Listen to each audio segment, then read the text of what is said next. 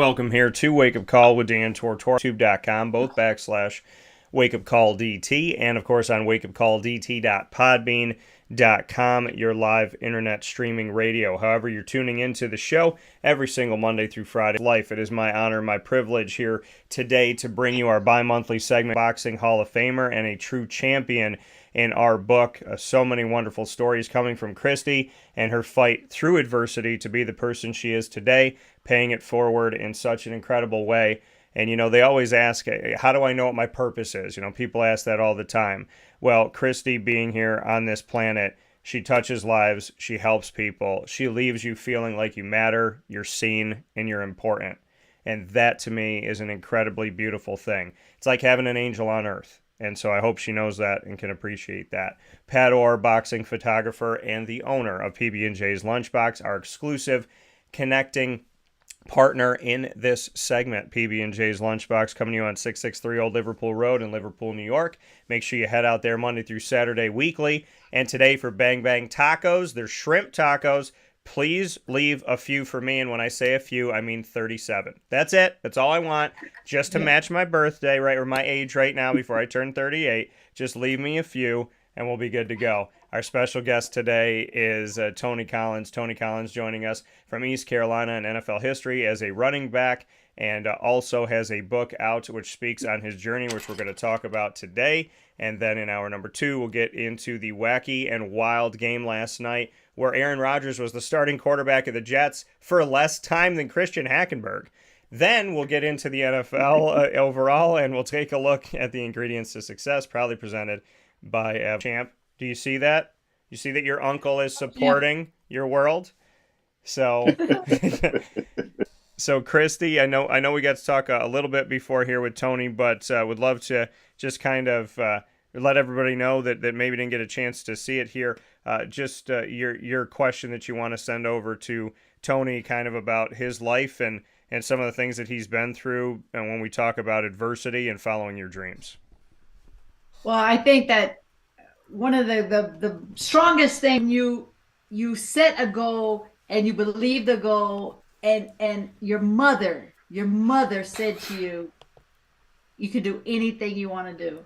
You can be anything you want to be. And what you said was, we don't know the strength of our words. Right. We don't know the strength of our words in the negative or the positive. And your mother had such strong words with that positive, but the reverse can happen so many times that somebody will shoot down your dream. But the fact that your mother just gave you, you were probably on the teeter just a little bit, maybe now this is what I want to do. But when your mom tells you can do it, hell yeah, you can do it. So talk to us and just, elaborate on that, on your whole journey of Well, like I said, I'm from a big family, a family of 16. We all played sports, and my father played in the Negro League. When I was born down in Sanford, Florida. We moved from Sanford, Florida, up to Penn, New York. Grew up in a really, really small town, and I love my town. We were the only black family in the town, but that didn't matter. I knew nothing about racism coming up. It was just a great area to grow up. But here's the thing: I grew up in the church. We went to church every Sunday, and when I say every Sunday, I mean every Sunday. And so we went to Sunday school, we went to the first service, we went to the second service. I mean, we were there the whole day, and so that was the thing. It was all about God is first, and here's I want to share this with you how my father put God first. So in my little small town, Pop Warner football didn't come out until when I was maybe 10 or 11 years old, and I signed up for Pop Warner football, and when I signed up for Pop Warner football, they said that the games were going to be on Sunday. Wow. I can't play on Sunday. I got to go to church. Right. So when they told me the games were on Sunday, I was afraid to tell my father that could I play, because I knew the games were on Sunday. And I went to my mom and I sat down with my mom and I said, Mom, I really want to play Pop Warner football. but the games are on Sunday. You think Dad is going to let me go? And she says, I don't know.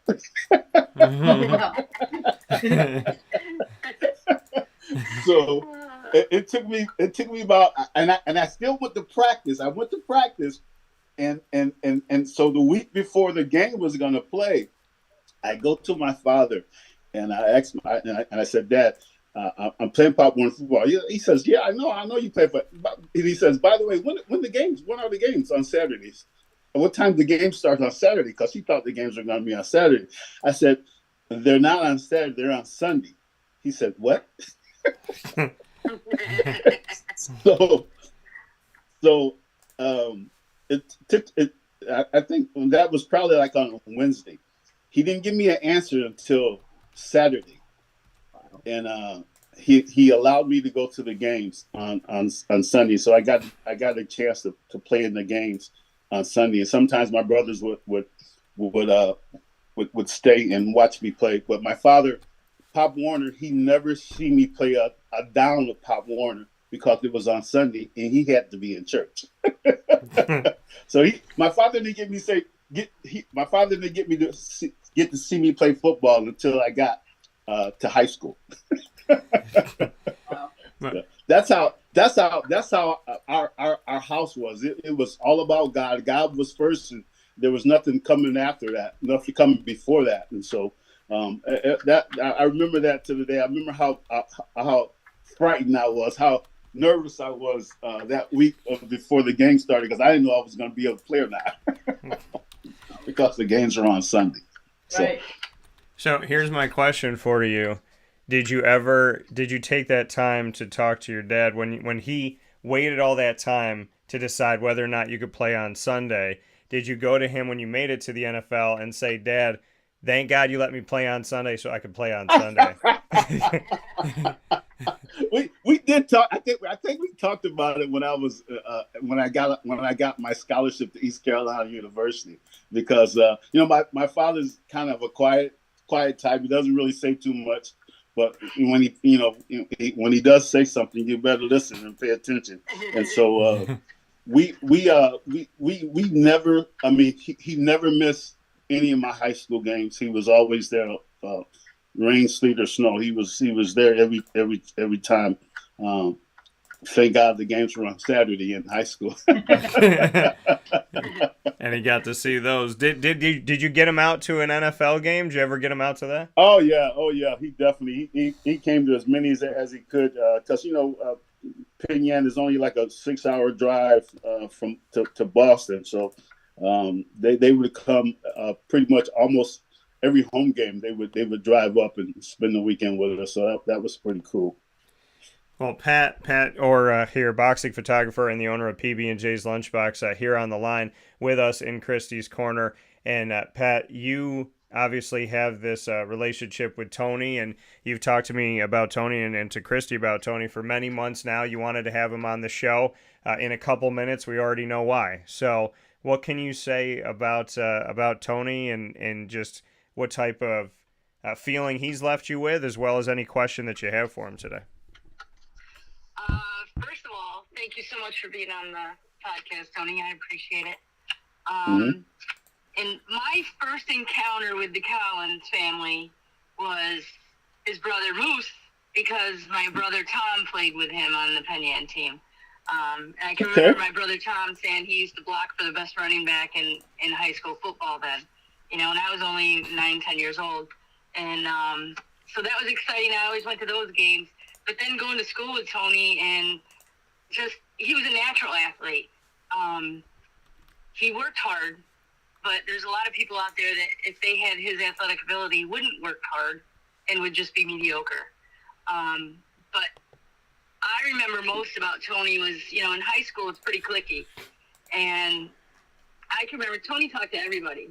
Tony smiled all the time, talked to everybody. His personality was just electric, and it was just nice to be in school where, you had athletes that were stars, but they didn't act like stars. They still treated everybody the same. That's what I remember about him.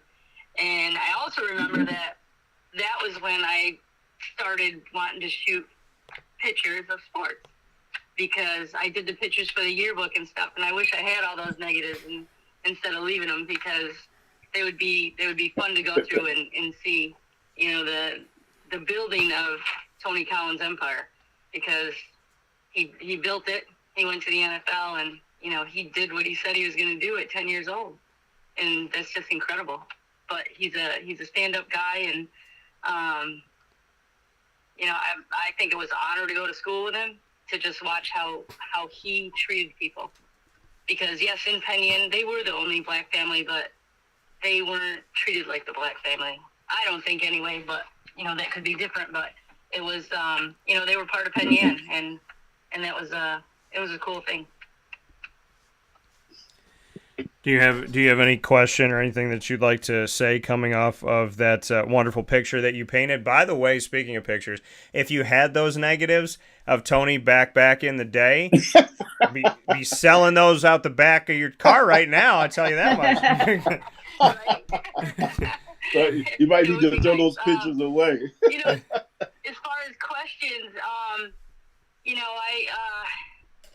I used to go to New England Patriots games all the time when you played. There would always be at least one game a year I would go to New England, and I would always go to the Buffalo games. It was just exciting, you know, to sit in the stands, and you know, you knew somebody from school, and they did so well and stuff, and you know, it was different football back then than it is now. Now it's, I think, a lot more violent than it ever used to be. The headhunting that I saw yesterday on football was crazy. But in your years in the NFL, who were your favorite teammates on the New England Patriots? Favorite teammates. Now I'm going to tell you now, you said a lot more violent. Back when I played, it was more violent than it is now. Yeah. Well, they didn't have targeting penalty. There's a ton of things they didn't have back then. You could kill, you could maim people. They had nothing. They had no concussion protocol, man. I remember getting knocked out and going back into the game 3 or 4 plays later and having headaches the whole week. So, but the game is totally different now. But the players that I think about, that I love playing with, and still friends with today. I mean, and, you know, the thing that a lot of people ask me, do you miss it? I was like, no, I don't miss football anymore, because I don't miss getting hit. But I do miss the camaraderie with the guys, and as much as I can, I try to get back up to New England to see the guys. But there are a few guys that stand out. Steve Grogan was, who is still a friend with me today. I used to have a golf tournament that I did in Penyon, and he would come up to the golf tournament all the time. Ronnie Lepet, Andre Tippett, just guys, Roland James, guys off the top of my head that I still talk to today. So there are a few guys, but the thing about it is it's just the camaraderie with the guys, and being a part of something. We were the first Patriot team to go to the Super Bowl. We got beat, but we can actually say we were the first Patriot team to go to a Super Bowl, and that was really kind of special, because nobody thought we were supposed to be there, but we got there. And just the time with those guys, was pretty special. And the question there's a bunch of questions that come to my mind, but Christy, this is for you and for Tony. Christy, I'll start with you. Both in different sports, both getting hit a lot. Tony just said, I don't miss it because I don't miss getting hit. So having similar sports that are also different, what can you say about how you stay in a ring or on a field knowing that there's a very high... I mean, most of us walk out into the community today and don't have any thought on our mind that we're going to get punched in the face or tackled in a grocery store. So, Christy, walking into it, you know that can happen. Tony, you know that can happen. So, different sports, similar things can happen to it. Christy, I'll start with you. Why get in a ring and be in a position where it's just you and somebody else, and they genuinely want to punch you in the face? Because I'm going to punch them in the face harder. It's just like that. And I'm sure Tony, even though he knew he was going to be tackled, he's like, no, I'm going to run right over this dude. So it's because we have to show that that we're the best at what we're going to do, and we're stronger, and we're, you know, more skilled, and we're more talented, even if we're not. That's what's in your mind. You know, if you're not a good athlete, you're not an exceptional athlete if you don't have that a little bit of arrogance and that thought that I'm the best at this, and my punches are going to hurt my opponent much worse than her punches are going to hurt me. Field, going off of what Christy said, and you know, why step onto a field in a place like, you love this sport and you played it for so long, but you know 100% of the time you step on the field, somebody's gonna hit some part of your body. I gotta say, I gotta tip my hat to Christy, because boxing is one sport that I would not do. so I'm not into people hitting me in my face. So, but here's the thing. I always tell kids, and when I talk to them, if you don't love football, you don't need to play, because the minute you get hit, and you get hit hard, and you get your bell ring, if you don't love it, you're gonna quit. That's what simple is. It's a matter of love. I mean, I love the game. Have I taken a lot of hits? Yeah, I have. And has it paid a toll on me? Yeah, it has. I mean, it really has. And would I do it again? I would do it all again. So that's the thing, man. It's just the love for the sport, that knowing what I'm going through right now, I would do it all again. Because here, see, I'm at a stage in my life where, you know, I'm 64 years old, and I can't travel anymore like I used to. I really can't be alone anymore. My wife, she works from home, and so going through the concussion thing, and you know, it took a toll on me. I'll think of it in a minute, but they're helping with being doing podcasts, and so that way I can still get my message out to kids and still talk to kids, because I can't travel anymore, because I can't be alone anymore. That's for the simple fact that it's a thing that's a lot of the older players are going through right now, and we're in this big lawsuit right now as well. But one of the messages I try to get out to all the other guys: if you just sit around and don't do anything, man, it's gonna wear and tear on you. Because there was a point maybe like 2 years ago, and I knew I couldn't travel. I knew I couldn't get around like I wanted to by myself, and I just stayed at home, and I got in this slump, man. I got depressed, and but I had to get out of that slump, and my wife helped me a lot with that, because the thing about the CTE, or whatever they call it, I trust God. I believe God that this thing is going to work out for me. That I won't go through what some of my friends are going through right now. But I just believe see, I'm in a I'm almost in another thing. I have another goal now, and my goal is to live to 100 years old, because I have all these great grandkids that I want to see grow up, and so my goal is to live to 100. And so if I get to 100, I'll get to see all my grandkids get older. and so I do whatever I have to do. I work out, I read, I do this, and I'm doing this podcast. Millions.com, that's the name of the company. Millions.com is what I do this podcast with. And so it's tough, but I believe that it's going to work out. I believe I'm going to live to 100 years old. I truly believe that. And so now it's the same thing we're getting to the NFL. I got to put the work in. I got to eat right. I got to exercise. I got to get my sleep at night. I got to make sure my mind is doing things that I don't get in this slump. So it's another challenge for me, and I'm loving it. I'm really because if you don't have any goals, no matter how old you are, you don't have any things to look forward to. You don't have any goals, man. Your life is, I don't know, man. It's kind of rough. I would say it would be rough. So you got to still make those goals. You got to still see those things that you want to accomplish. I don't care how old you get. Still set your goals. Still write your goals down. Still do the things that you need to do. Whatever your goal is. My goal is to live to 100. So that's what I want to do.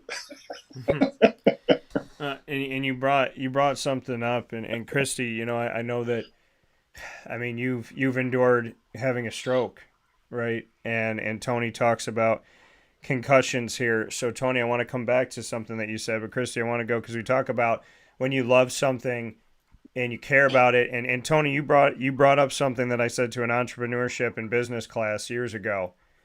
You know, I got asked to speak at Johnson College in Scranton, Pennsylvania, down the road from my alma mater, Marywood. And I spoke for like over an hour. And at the end of it, I was like, I don't know if I said anything memorable. I mean, I don't know if I like made sense. I don't know if I was all over the place. And so I said to the teacher, I was like, can I say one more thing? And she was like, yeah. I said, I don't know. Something just came to me. I feel like I need to say it. I didn't write it down. It happened in the moment. I blame God for it 1,000,000%. I stood in front of the room and I said, listen, if you remember nothing that I said today, remember this one thing that's going to come out of my mouth right now.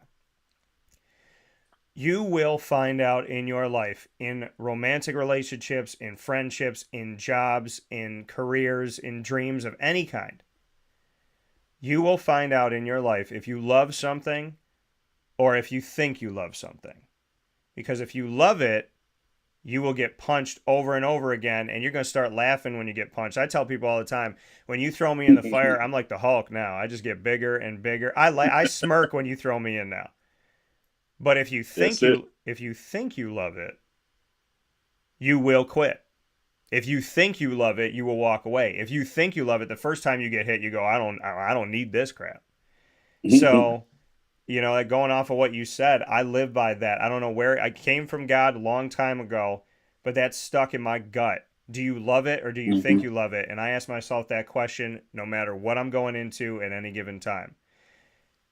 So Christy and Tony, Christy here, going through the stroke, you keep fighting. You have Christy's champs. You wanted to keep boxing. You come out with a book. You travel all over the country. You are doing your promotions. You're helping other boxers. Obviously, we know you love it. How did you navigate through the stroke and say, I'm going to keep going after everything you had already been through? Wow. You know, it took me a minute. I was super, super depressed. Wouldn't get out of bed. And longer than this. I can't give up. I won't give up. I've never given up, and I'm not going to do it now. God left me here for a reason after being shot and stabbed, and the stroke was just another bump in the road.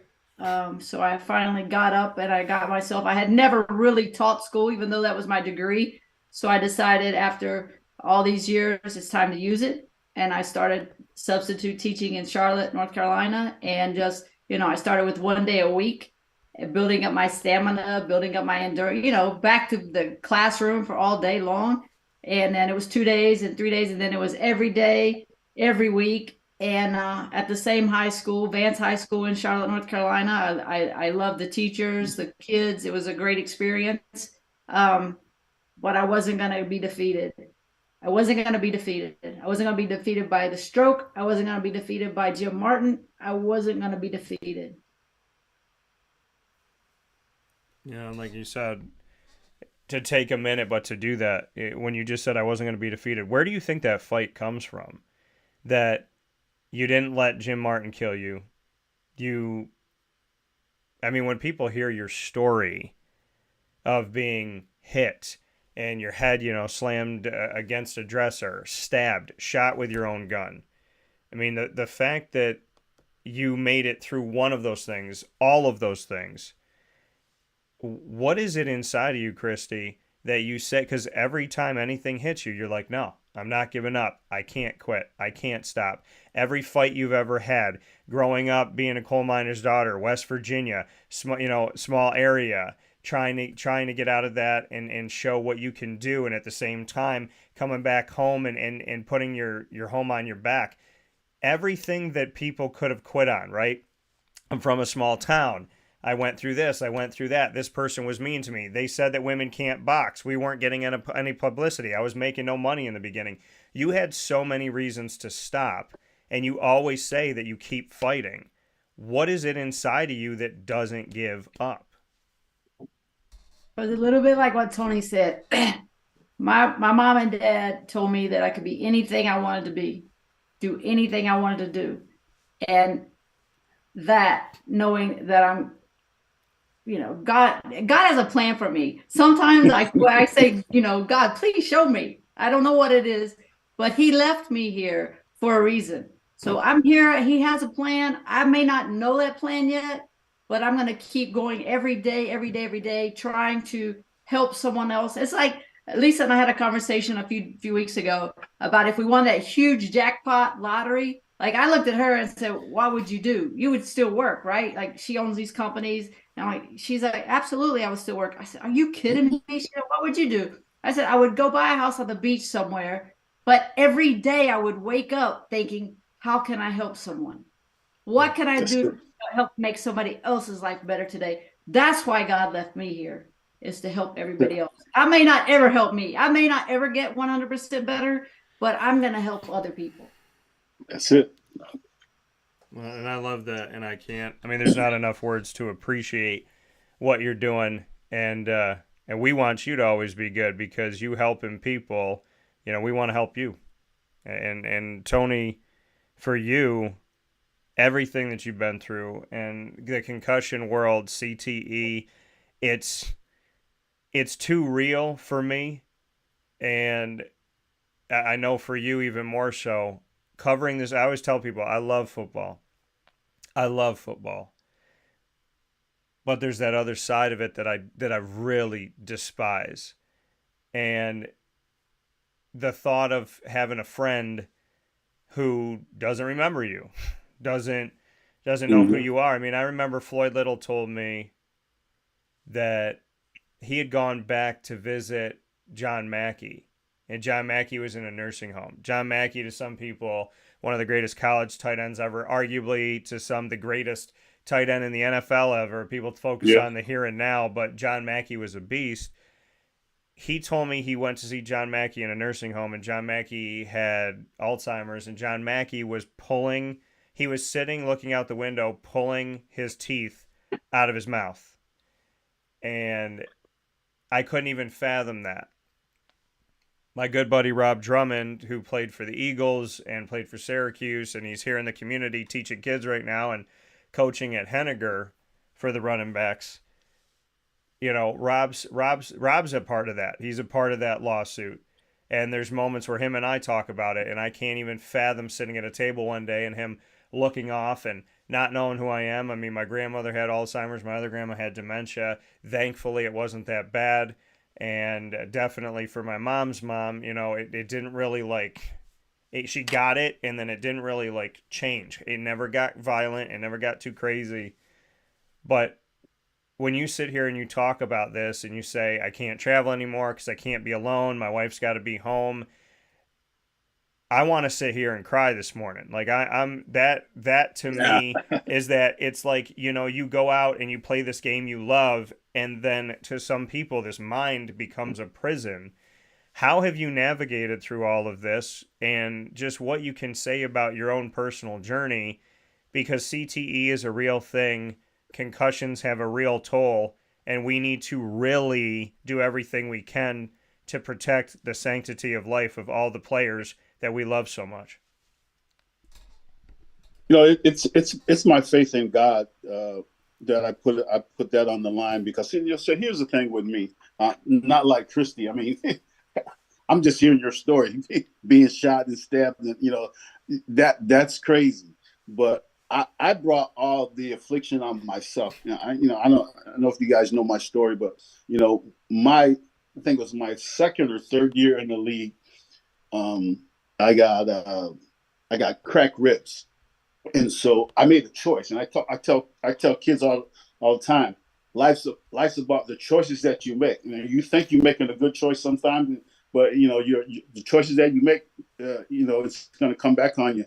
And so it's all about the choices you made. So when I first got to the NFL, my rookie season, I was the third string running back on the team. In my mind, I was the first string running back. And so I was doing all the things, working hard, making sure I didn't make any mistakes. Second week of training camp, Horace Ivy goes down. So I move up to number 2. The last week of training camp, Vegas Ferguson was number 1 running back. He goes down. And I get to start the very first game of the season against the Baltimore Colts, or Baltimore back then. And so I remember that. So my third year, I get cracked ribs. And so now I have a choice I have to make. Either sit down maybe for about 2 or 3 weeks and maybe give somebody else a chance to take my job, like I took Vegas Ferguson's job a couple of years ago. And I didn't want that to happen. So I made a choice. I made a choice to start taking painkillers. I would get shots before the game. I would get shots at halftime, and I would get shots after the game. Now, once those shots wore off, man, I was in a bunch of pain. So I started taking these painkillers, and I was taking these painkillers, because, the cracked ribs, they don't go away because you keep getting hit because you're still playing. And so I got addicted to painkillers. And, and so, like I said, growing up, I didn't smoke, I didn't drink, I didn't go to parties, I didn't do nothing. So I knew nothing about drugs, I knew nothing about alcohol.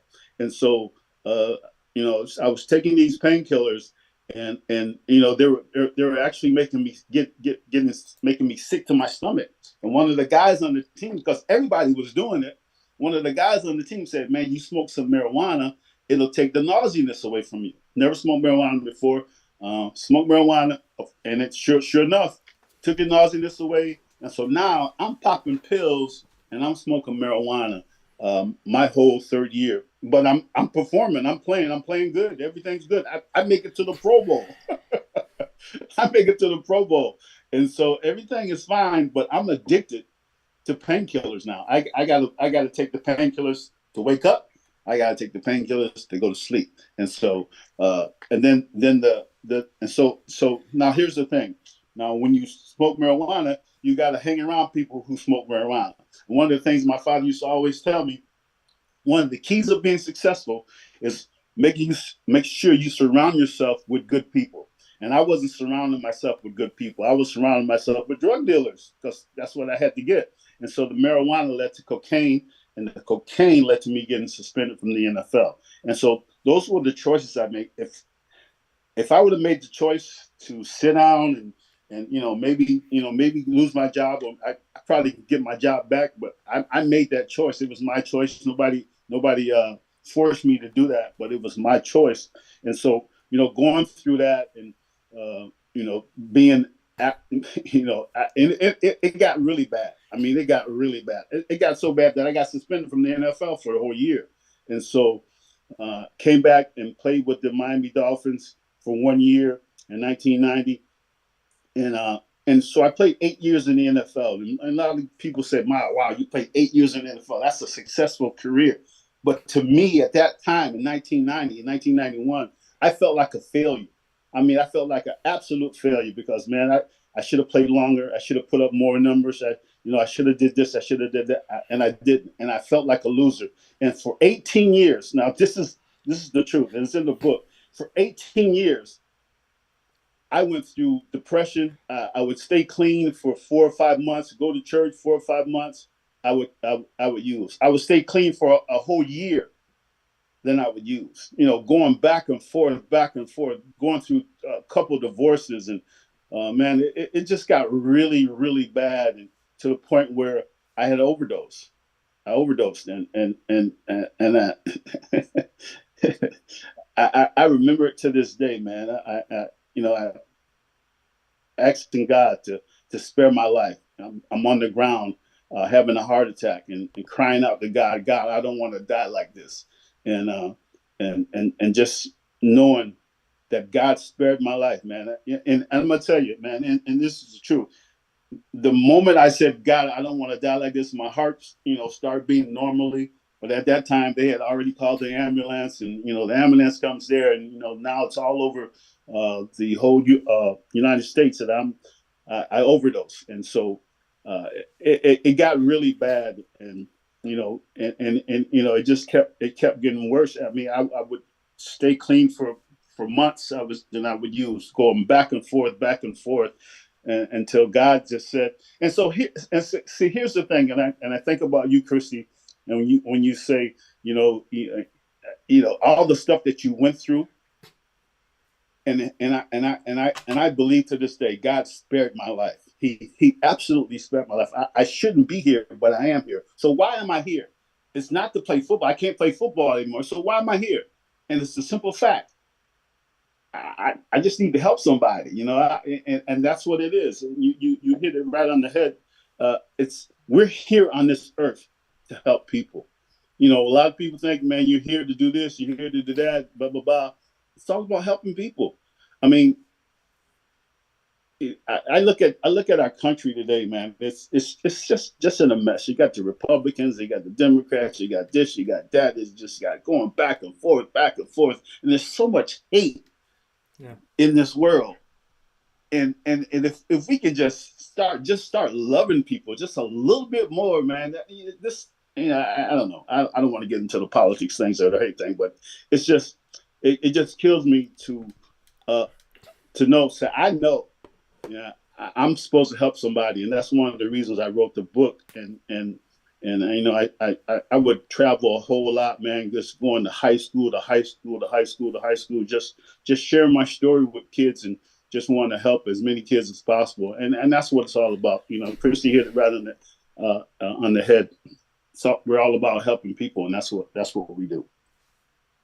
And Christy, here in Christy's Corner, International Boxing Hall of Famer Christy Salters-Martin, boxing photographer, Pat Orr, and our featured guest today, Tony Collins, ECU and NFL running back, also has a book out. Christy and Tony with 2 books out, each having a book that you have the opportunity to learn about adversity, to learn about pain and struggle, that life is not perfect, that life is not always fair, that sometimes it is your fault and sometimes it's not your fault, and what to do in the cases of both, and things you can and cannot control. So, here proudly presented by PB&J's Lunchbox, this conversation this morning has led me to so many places. I don't know how to say, okay, let's end this segment and go end this part and go to another part, because it's compelling. And Christy, like Tony said, he's just learning your story as we're talking live here to the world.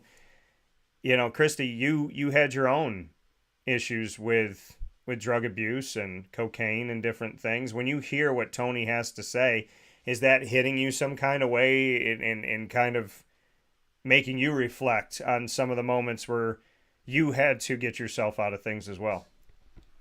Well, like Tony said, you decide in your mind, I'm going to be strong, I'm going to be clean, I'm done.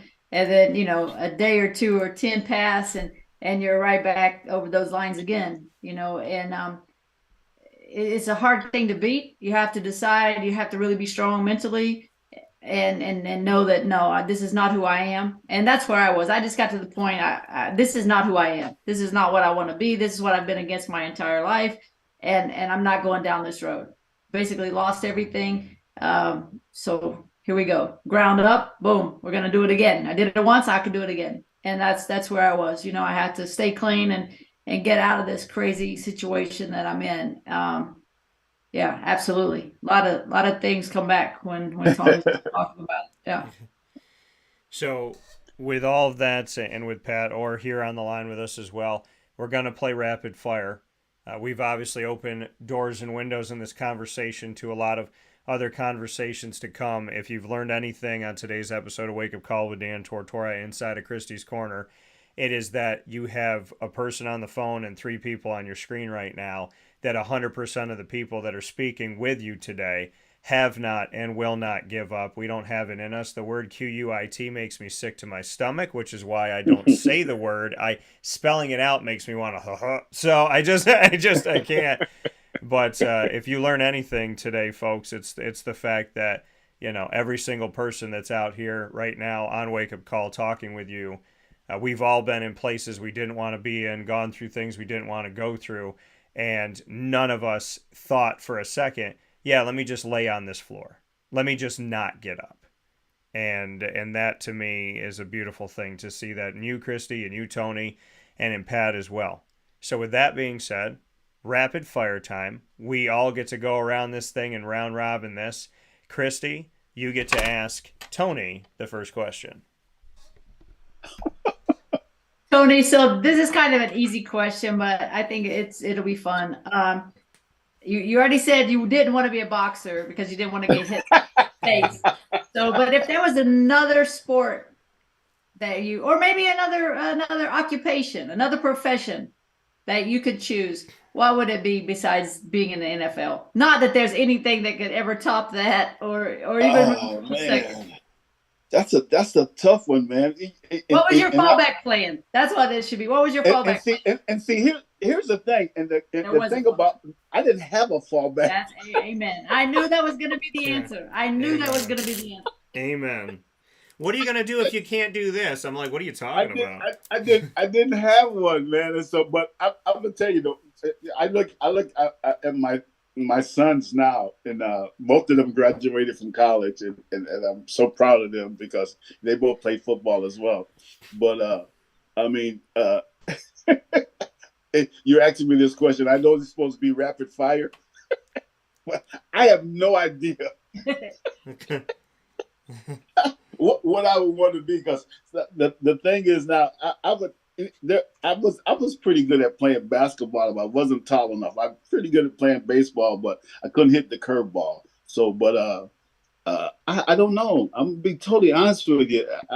But I know what I would love to be, and I did it for a little bit. A motivational speaker is something that I love doing, and I love sharing my life. I love talking to kids. I love motivating kids, and I just can't do it like I want to do it anymore. But I guess it would be a motivational speaker. Okay, Cool. I like that. I can appreciate that. Well, Tony, since we don't get to have you every single way, the first time we've had you, but hopefully we'll have you back many times here. We're each gonna go back and forth with you here in rapid fire. So Tony, you get to ask Christy a question now. Okay, what would you do if you, and I'm looking at you. You look like such a nice person. You don't look like a person that want to hit somebody in the face. I love my job. What I'm gonna ask you the same question. Other than boxing, what would you like to do? Yeah, well, I graduated from Concord College, which is a small West Virginia school, and my degree is in education. So I thought I would be a teacher and probably coach basketball or sports, maybe softball. I really didn't like softball, but probably coach basketball and live that life in a small town in West Virginia. But it was totally blown up. I ended up moving to Florida, signing with Don King and fighting under Mike Tyson, and in some of the most awesome places in the country to box. So my life definitely took a turn. All right, okay. I can appreciate that. All right, Pat, you got a question for Tony? That might be gone. Pat, you got a question for Tony? Let's see if we got Pat on here. Yeah, I was on mute. Sorry, Oh, I was okay. driving. Okay. What would be your favorite thing to cook? Since I'm in the restaurant business. My favorite thing to cook, and it's still my favorite thing to cook today, is grilling on the grill, some chicken, some barbecue sauce on it, and some all the ingredients in the barbecue sauce. I kind of make my own sauce. I mean, it's hot. It's really hot, but I like cooking chicken on the grill. like cooking chicken on the grill. All right. Keep it simple. I like it. That's right. There's nothing wrong with that. And by the way, there's bees that have infested inside of my grill for the last 3 years, so I haven't been able to cook on my grill for 5 minutes. So I'm pissed about that. Got to make chicken on the stove like some non-barbecue person. So, all right, Tony. Oh man, these bees. And you know what? And I felt bad if I smoked them out, and then my propane didn't even work. So God was like, "Nah, I'm not letting you burn these bees." But that's fine. Bees and I have a good relationship. We should have a good relationship. I love honey. I leave them alone all the time. But I was like, you could build anywhere in the world. There's trees everywhere. And you said, you know where's a good place? Inside of this grill. And I don't know That's why they funny. did it, but they keep doing it. They won't stop. So apparently they like the barbecue that I made too, Tony. But what's your question for Pat? Oh, my question for Pat. Yeah. Oh, Pat, my question is, I'm trying to really hard, and I apologize. I'm trying to remember your face. I can't remember what your face looks like. You said we went to high school together, and so I just can't get your face. I wanna know who you are. I mean, I know who you are. You're Pat, but I want to really know who you are because we actually grew up together. So, but my question for you, Pat, you say you like cooking. What's your best meal and what's your best meal that you like to cook, and what's your best meal that you like to eat yourself? I think my favorite thing to cook is probably I cook a mean steak, and Like steak. I like home style, so I like pot roast dinners and stuff like that. Those would probably be my favorite. But just cooking in general, on the food truck, I love cooking on the food truck, but I have people to do that for me now. But I would have to say, just home style cooking and stuff is good because you don't get it enough. Not very many restaurants do it anymore and stuff. So I always look forward to that. Now, Pat, are you still in Penang? No, I'm in Syracuse. You're in Syracuse. I'm coming home I'm coming home on the 29th. Oh, we should get together. I'll check my calendar. Of this month. They got the I'm getting way off the subject now. They got the Hall of Fame game. I mean, not the Hall of Fame. They got the Hall of Fame, and Coach Manley is getting put into the Hall of Fame on the 28th of September, and so we're coming in to see that, and then we're going to go to the game on Saturday, which is the 30th of September. So if I would love to see you, if you could come to the game on Saturday. It's September 30th. Come to the game on Saturday. Okay. All right. Let's see if make sure I don't have a food truck job. Yeah. Hey, bring your food truck. Yeah, right? That would be good too. Make some money while I'm there. There we go. Yeah. The concession stand wouldn't be happy though. Yeah. Yeah. Hey guys, I just decided this was the only car I had available. My other car's in the shop, so this is the one I had to bring out. Got some food on it if you want some. So I like it. All right, Tony, I get to ask you one. All right, Tony. Well, you and I have a mutual friend, Ruffin McNeil, a teammate of yours. Ruffin McNeil, whether he knows it or not, and I hope that he does, he got me through some really tough times, some really dark times, some really challenging times with his faith and his friendship and his kindness and his goodness.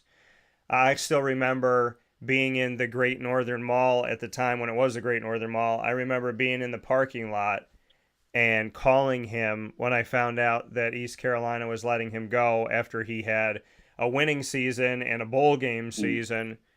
And I remember talking to him on the phone that day and thinking to myself that one hurt maybe the most of any move in this world where you get to meet so many incredible people, and unfortunately some people get fired, some people get cut from teams, and that one was probably the most heartbreaking to me.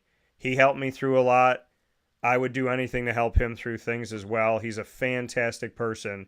So my question to you is, what can you tell me about Ruffin I don't know? Please tell as many stories about college as you'd like to, and let's get some Ruffin McNeil vibes here this morning. I want to know more about Ruff from you, Tony, because all jokes aside, he's one of those people in my life that literally picked me up in times where I don't even know if he knows that he picked me up. I'm gonna tell you, man. Ruffin McNeil was one of the reasons I came to East Carolina University. He was my chaperone when I came down here. I don't know if you guys know Pat Dye. Pat Dye, who coached for Auburn. Pat Dye was the coach at East Carolina when I came here. And here's the thing. When your senior year, you get 5 official visits, and so my fourth visit was to the University of Florida, and so I've never been on an airplane before in my whole entire life. So it was my first time being on an airplane. I was more excited about getting on the airplane than I was about going to the University of Florida. So I get on the airplane for the first time, go down to the University of Florida. I sign a letter of intent. I'm going to the University of Florida. I go back home. Yeah. And I get a phone call from Pat Dye. I don't know who Pat Dye is. I don't know who East Carolina is. I don't even know where East Carolina is at. I know it's in North Carolina, but who knows? But they called me and they said, do you have another visit? Would you like to come to East Carolina University? My first question to him was, are you guys going to fly me down? And they said, yeah, of course we're going to fly you down. I was like, hell yeah, I'm coming. I get to get on an airplane again for the second time in my life. And so the only reason I went to East Carolina was to fly on the airplane again. I wasn't going to East Carolina. I was going to Florida. And so I get to East Carolina. That guy takes me to a barbecue place, Parker's or something like that. He takes me to this barbecue place, and this is what he said to me. Like I said before, your words have power. And this is what he said to me. He said, son, if you come here, you'll get a chance to play, and you'll get a chance to play in the NFL. And boom, I was like, wow, that's it. I want to come to East Carolina University. I call back home. I tell my mom and my dad and my brothers, I don't want to go to Florida anymore. I want to go to East Carolina University. They say, are you crazy? Are you really, really crazy? You can't pick East Carolina over Florida. This is 1977. And so I come for the visit, man, and Ruffin takes me out, and I have the best time in the world. Now, one thing you might not know, Ruffin McNeil, this is the only bad thing, and it's not a bad thing. Ruffin McNeil probably weighed like 145 pounds. He was a defensive back. Yeah. I mean, he was small. Ruffin's not a small guy anymore. But that's the only bad thing I can say about Ruffin, that he's gained weight. That's the only bad thing I say. He's one of the most genuine people, the best person in the world. We're still friends today, man. When he got fired from East Carolina University, I stopped going to games. I absolutely stopped. I stopped going to games because I was so upset on how they did him. Who fires a coach that has a winning record and goes to a bowl game? I just couldn't figure that out. But it's hard to say anything bad about Ruffin, man. The only bad thing I can say about him is he weighed 145 pounds when he and he doesn't weigh 145 pounds anymore. Nothing. And yeah, I mean, listen, there's nothing bad to say about Ruffin. I mean, you proved the point today. There's nothing bad to say. So, what's your question for me, Tony? Your question: how long you been doing this podcast, man, and why did you start this? So I've been broadcasting. I will hit my 20-year anniversary in November of this year, and the crazy thing about that is I started 2 weeks into college, and then in November I started broadcasting, commentating games, NCAA Division III, women's and men's basketball. I was covering women's athletics from the beginning of my career. Not now when people are doing it because they're told that they have to do it by society, but I was covering women's athletics back then because I felt like it was the right thing to do to cover everybody. So I started then, almost 20 years later now. Why get into it? I love telling stories. I love bringing people together. I love this. Like, this is what I love. Like, I'm sitting here today and I'm getting inspired, right? I'm sitting here and I'm listening and I'm thinking to myself a few things. Pat means a lot to me. She knows good people. Tony, I mean, bringing you on here today, it even more shows just the wonderful connections that Pat's made in her life because of the good person she is. Christy is inspiring me, and she inspired me over a year ago. But Christy inspires me today when I won't quit. I won't stop. I won't back down. I lose everything. I get back up again. There's people that couldn't lose one thing and get back up again. Christy's like, no, this happened. I got back up. Somebody tried to kill me. I got back up. Somebody punched me in the face. I got back up. I had a stroke. I got back up. I'm so moved by Christy. And every time she says I help everybody else, I don't know if I could ever help myself. The only thing that I want to do is help her every time she says that. Tony, well, it means a lot. And I care about you, Christy, and I know you know that. Tony, you inspire me just in a couple minutes. In the first 3 minutes of our conversation, you're inspiring me. You're reminding me of my buddy Rob with the stories we're talking about, the NFL and CTE and things that you guys had to go through.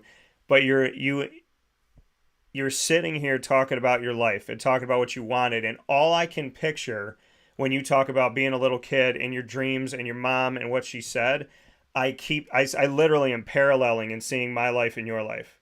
I'm seeing my mom, who I know is watching and listening. I'm hearing her words, baby, you could be anybody. And she says that to me today at 37 years old. You could be whatever you want to be. You could do whatever you want to do. You know, I know you got this. And knowing what you wanted, knowing that nobody was going to stop you, like, I guess what I'm trying to say, having the three of you on here today, is that Christy, Pat, Tony, it's nice to wake up in this crazy world with all of this division and all of this insanity and all of this chaos for no apparent reason and things that make absolutely no logical sense that happen on a daily basis, and then talk to three people who are like you, who make you feel like you're not alone, who make you feel like you can get up, who reminds you why you are the person you are and do the things you do. So if I can say anything about what it's like to be a broadcaster, I chose it because God put it in my heart. There's a lot of other things that I want to do, but the real thing that I want to say today to all of you, to Christy, Pat, and Tony, is thank you for reminding me that I'm not by myself in this world, which is what it feels like sometimes. Sometimes I feel like, am I the only person that's chasing my dream? Am I the only person that's willing to take the punches? Am I the only person that's logical, rational right now? Am I the only person that believes in God in this room? And to know that we're all here today having this conversation, I can honestly tell you that I can move forward today and for the rest of my life knowing that I can come back to this conversation and remind myself that I'm not alone, and I can't thank you enough for that. That's what it's all about, man. That's what it's all about. I think about, I think about the thing. My wife tells me all the time. When you read my book, you'll see that my wife played a big role. You know, God put people. You know, when you ask God for things, God is not going to come down here on earth and just show you and just do this for you. He's going to put people in your lives, and God put my wife in my life to really save my life. And so what God does, He'll put different people in your life, and He'll take different people out of your life as well, because here's the thing. Whatever your goal is, whatever you set your mind to do, whatever it is that you want to do and you're praying to do, whatever God, and it's God's plan. And, we all have a plan, but God's plan is always better than our plan. And I just truly believe, I always thought my purpose in life was to play football and make a lot of money and have a great time. But that wasn't my purpose. God spared my life so I can help somebody else. And so the thing with you, I think about you, and I think about different things that you're going through and why you're doing your broadcast, why you're doing your podcast, and then it comes down to the same thing with me and Christy. It's about helping people, and what you're doing, you're helping people with this.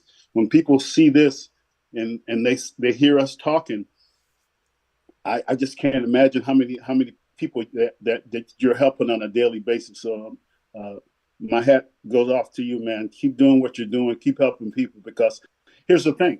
The great thing about helping people is that it's going to all come back to you.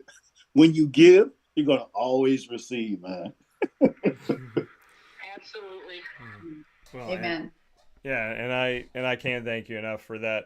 Very kind words, Tony. And I mean, I agree with you that you get what you give eventually, and there's beauty in that. And if I've gotten anything in my life, the value of my life has been the amazing people that I've met within it that have just inspired me and helped me. I mean, I just had my buddy Brendan come in and hang out for the last 3 days, and there was a calm, just it's like I didn't even have the words to thank God. There was just like a feeling of like this is such a reminder and a refresher that I just appreciate. And then having this here with you all today. So, you know, I want to give everybody the opportunity because we have had such a beautiful conversation that I think everybody could benefit from hearing. And honestly, Tony, I can't thank you enough for those words. It was very kind of you again.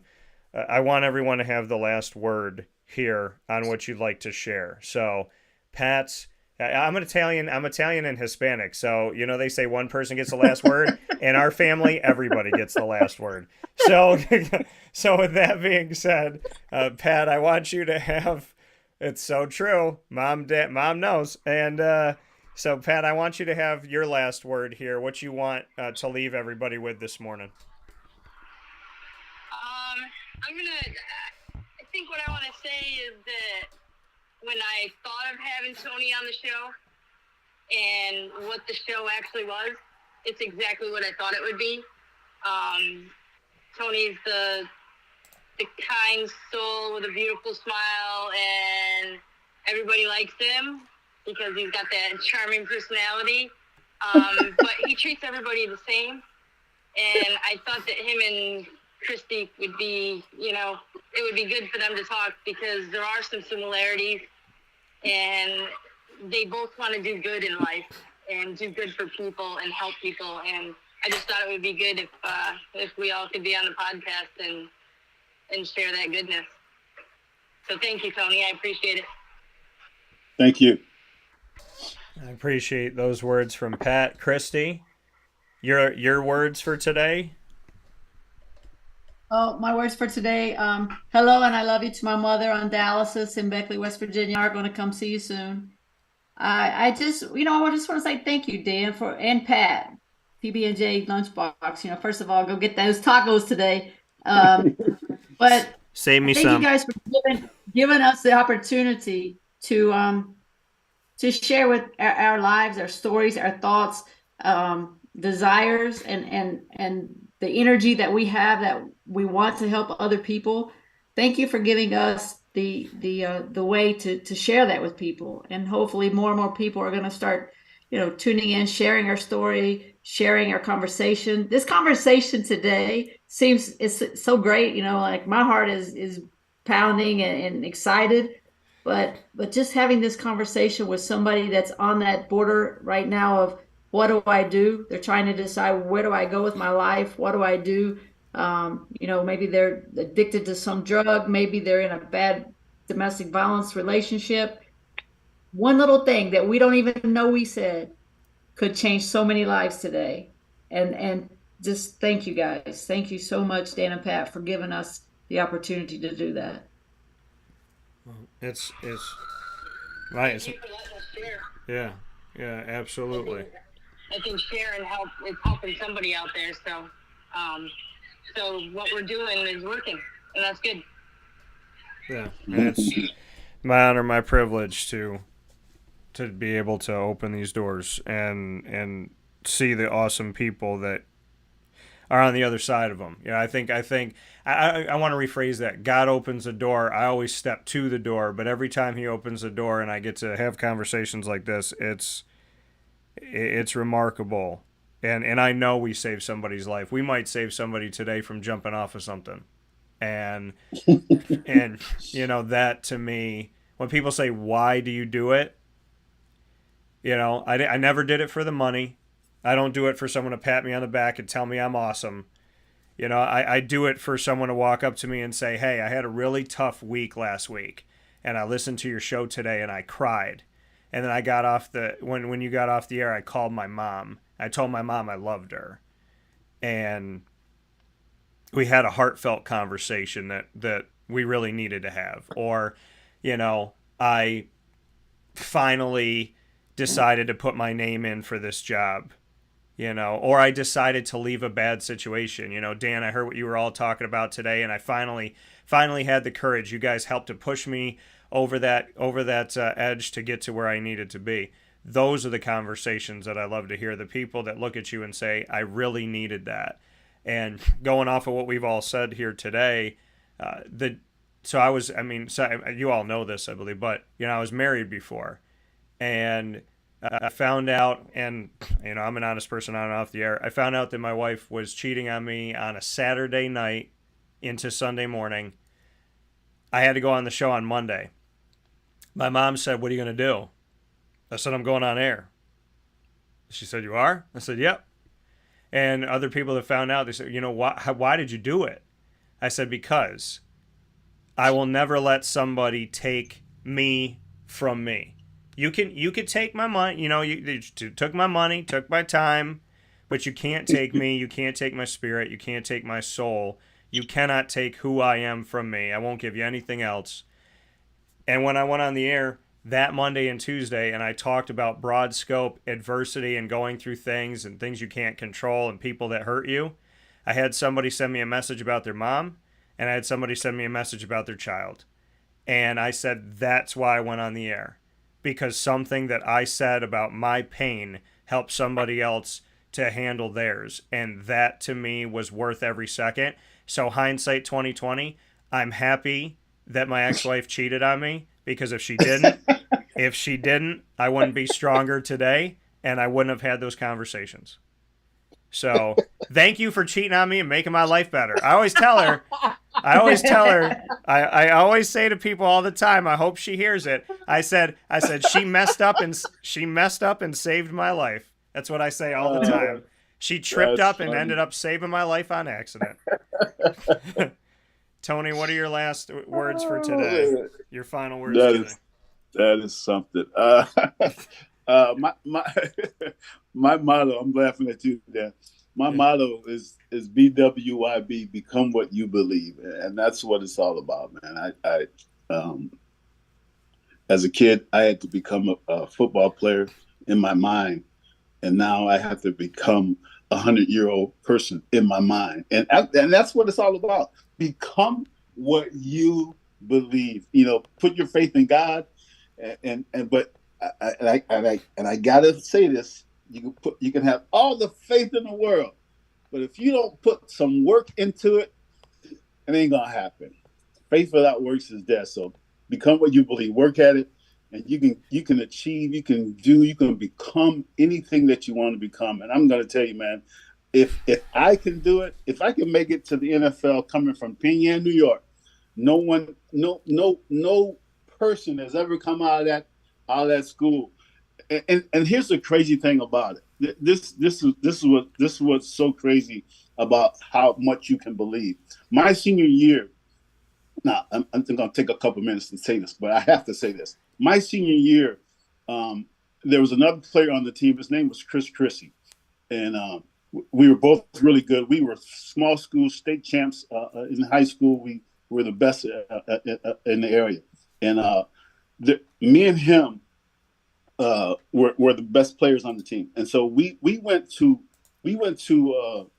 up to Rochester to like this big thing where they were going to interview all the best players in the state of New York. And we went up there and I said, man, it would be really cool, Chris, if both of us made it to the NFL. Because, Chris never talked about playing in the NFL, but I talked about it all the time. I said, man, it would be so cool if we both made it to the NFL.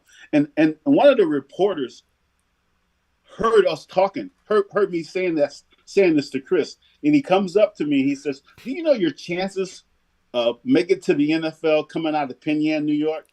I said, no, what's my chances? He says, probably like 200,000 to 1. I don't know what he said, but it was a big number. And so my answer to him was, so you're saying I got a chance. Yeah. And that's how it was. Now check this out. Chris goes to Princeton. I go to East Carolina University. I get drafted by the New England Patriots in the second round. Chris gets drafted by the New England Patriots in the 12th round. We both got drafted by the New England Patriots our rookie season, and so that's what it's all about. Your words have power. Become what you believe, and God will make it happen for you. Couldn't have said the words better myself. Become what you believe. You know, the words that you use become who you are. What you focus on is what you get. Keep that faith. Keep that positivity. And Lord knows, if y'all need any type of help or any type of positives, we got Christy, we got Tony, we got Pat, you got me, and plenty of us on this screen. You know, all of us in the ring, all of us in the field of life. So thank you, Pat. Thank you, Christy. Thank you, Tony. Thank you, Champ. Lily's underneath my studio desk right now, so Lily's here too. But I hope you all have a fantastic day, and you definitely made me smile and gave me a lot of positives to share with the world today. So thank you for making this show so special and timeless. And I hope that people all over the world watch and listen to these words and appreciate it, because I know that this has been a beautiful and very meaningful conversation. So thank you, everybody. Absolutely. Thank you. And the kid that I can go back to and see on a couch right now, I can go right back to my house and say, that little kid was like, I want to be a broadcaster. And nobody was going to stop him from that. Nobody was going to stop him from that. And there's so many things that this kid at heart wants today at 37, and nobody's going to stop me from that. And that is the message. That's the message today. Just believe in God. Have faith. If you've never prayed before, had faith before, try today. Faith is not going to hurt you. Faith is not going to harm you. Faith can only help you. It can only bring you closer to goodness. It can only clear the air, clarify things. This world, if you put your focus in this world and not your focus on God, you're going to get lost. You're going to get lost. This world has drugs. This world has alcohol. This world has many things to take you away from focus. This world has created a lot of ways to lose your way. I'm going to say that again. This world has created a lot of ways to lose your way.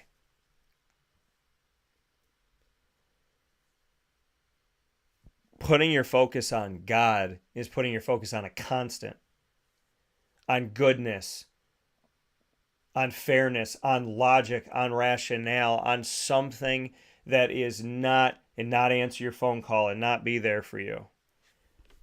We look to put our faith in so many things that just aren't going to be consistent. They're not always going to be there. But God is. And life is really as simple as, if you believe in God and you work your tail off, you're going to make it. You're going to get there. If it is meant for you, you will have it. You have to focus. I am a living, breathing example. Christy's a living, breathing example. Pat's a living, breathing example. Tony's a living, breathing example that if you believe in yourself and in God, you trust God to be your compass, and you believe in yourself to get there. None of us knew how we were going to get there. Christy didn't know how she was going to get to where she was in boxing. Pat didn't know where she was going to get to in photography, or how she was going to get to owning a food truck, and how she was going to have a cafe. There's been different iterations along the way for all of us. Tony didn't know how he was going to get to the NFL, what was going to... All we knew is that's what we wanted. We believed in God. We prayed about it, and we work our tails off. And that's how you get there. I'm scared. I'm confused. I can't. I don't believe... I'm telling you right now, you best start believing in yourself. You better get up off that couch. You better start living the life that you want to live, because regret is something that never goes away. It's something you can never clean off in the wash, no matter how many times you wash your clothes. Regret will never come off of you. Other people's words leading your life, if you let that happen, that will constantly leave you with regret. Society has gotten more noisy, but the path to success is still the same. God, that way. With that being said, we'll take a step aside for a fast break.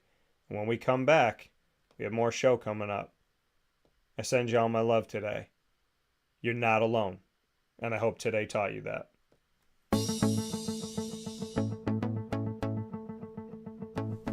Avicolli's, located on the corner of Route 57 and Wetzel Road in Liverpool, New York, has been your trusted neighbor for decades. Located just steps from Liverpool High School, we're happy to have the Liverpool Warriors on-site, on-location broadcast at Avicolli's through Wake Up Call with Dan Tortora every single month, featuring student athletes, coaches, and administration throughout the year from Liverpool High School. Head out to Avicolli's today on the corner of Route 57 and Wetzel Road in Liverpool, New York, open Tuesday through Sunday for lunch, dinner, and drinks. We'd love to see you out there, and of course you can call them at 315-622-5100 for takeout, delivery, and catering. That's 315-622-5100, and also find them on myavicollis.com. That's myavicollis.com.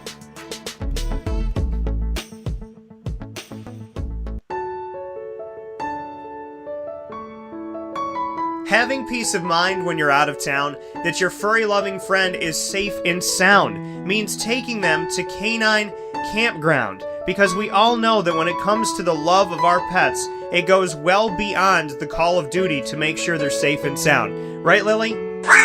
So take a ride to 242 Johnson Street in East Syracuse, New York, and see Canine Campground and where your dog will be staying, in the classic cabin, the executive cabin, the grand cabin, or of course the luxury cabin, because if you know Lily, you know she loves luxury.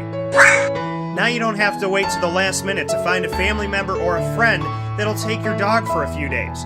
Call Canine Campground at 315-299-4013. That's 315-299-4013. Their drop-off and pickup times are Monday through Sunday. Check K9campground.com for more information. That's the letter K, the number 9, and campground spelled with a K.com. K9campground.com. When you're going out of town, bring your dog to Canine Campground.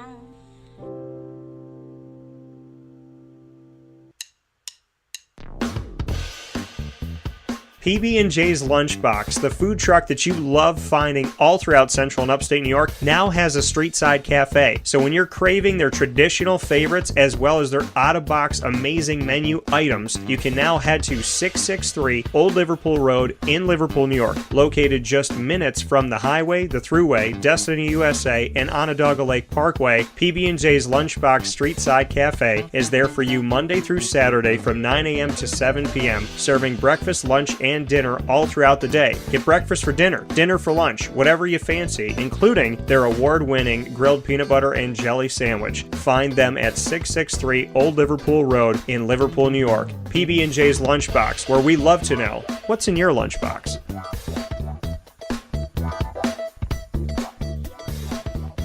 This is a special message from 317 at Montgomery restaurant owner Joel Carpenter. Open Tuesday through Saturday for your dining pleasure on 317 Montgomery Street in Syracuse, New York. We wanted to be a part of the resurgence of Syracuse. We saw a lot of money being put into bringing people back downtown and thought that, we'd like to be a part of that.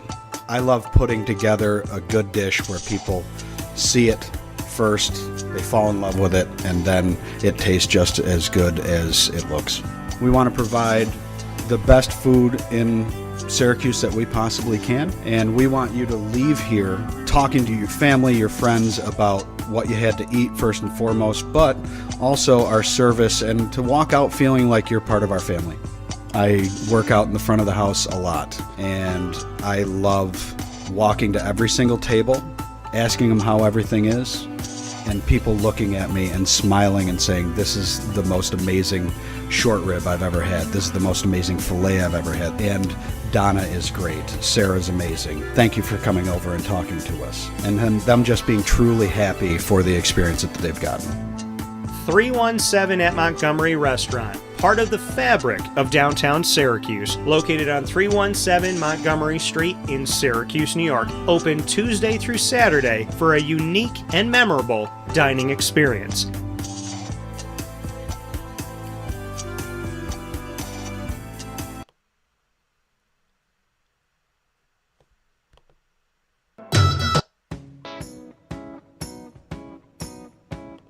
In these unique times, there are those in our community that give us a sense of normalcy and positivity. Pizza Man on 50 Oswego Street in Baldwinsville has been here for you for over 35 years and is here now. Call 315-638-1234 or order online at pizzamanbville.com to bring those familiar tastes into your home. And remember to come see our monthly on-site broadcasts centered around the community and our Baldwinsville bees.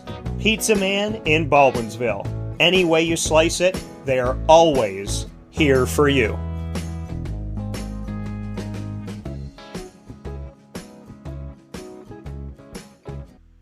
I'm George Townsend of Honda City with some good advice when buying a new car. The true cost of owning a new car is determined by the appraised value when you trade it. No vehicle appraises higher than a Honda. Next, look for low APRs and deep discounts. You also want low maintenance costs and great fuel economy. That's why my advice to you is to buy a new Honda. Looking pre-owned, visit our Honda Certified Used Car Center. Honda City, 7140 Henry Clay Boulevard, Liverpool, or HondaCity-CNY.com. It would be a pity if you don't shop at Honda City.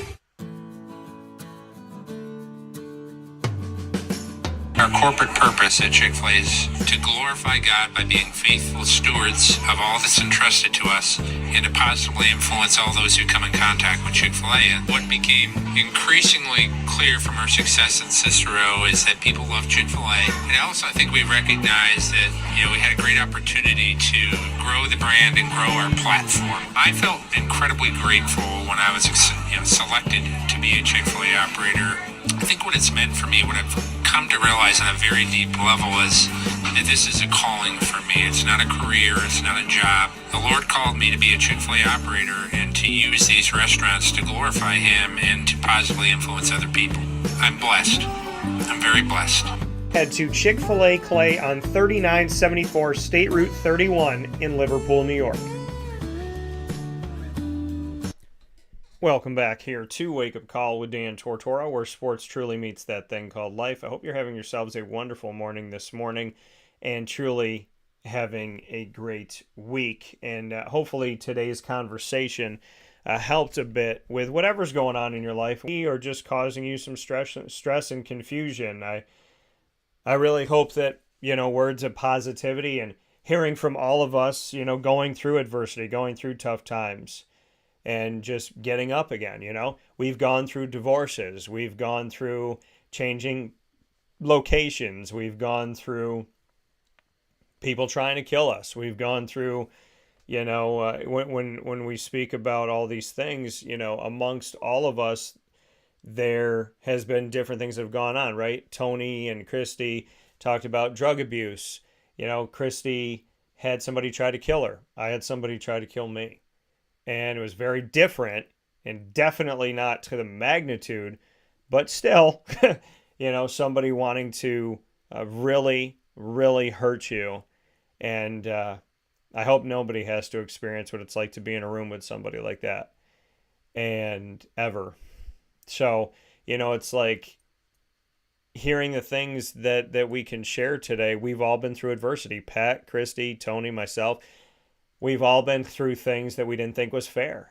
I didn't think it was fair to get married to somebody who didn't end up being who I hoped that she was, and wasn't my teammate, wasn't there for me, wasn't somebody that was strong in her faith, wasn't someone who took care of herself, wasn't somebody who got up and would, push herself and try. And when you're a go-getter and you're with somebody who's not, it's like the person makes you feel bad for chasing your dreams. So, do I think it's unfair that I was married to her and now I don't have anybody? I could sit here and tell you it's unfair, but do I really have nobody? No, I don't have a romantic connection, right? I don't have that woman that I feel, I want to be her boyfriend. I want to spend time with her. I don't have that. But what do I have? I have friends. And that list grows sometimes daily, weekly. I just had one of my closest brothers come in, Brendan. My other brother, Isaac, gonna hang out with him this week. Spoke with him yesterday. My mom's alive. My dad's alive. We have relationships that are really important to me. Lily's healthy and she's doing well. You know, I feel better than I felt months ago when I was going through some health stuff, trying to get better and figure out what was bothering me. I had a great weekend doing the card shows. I love opening sports cards, and I found like a new like angle on it, and like another way to enjoy it and just experience it. I think I played a good prank on Brendan this weekend. That was fun. You know, so it's like we can all sit here and complain about something, right? Christy can sit here and say, why did somebody try to kill me? Why did this? Why did that? Tony could say, you know, why did this happen to me? And, you know, I know people that do drugs and, you know,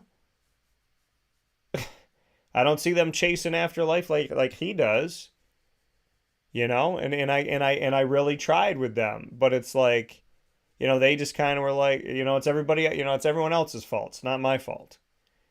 And I hope they're not that way, and I hope they're doing well. But the reality of the conversations today, and they go right into the ingredients to success, so we might as well do it, right?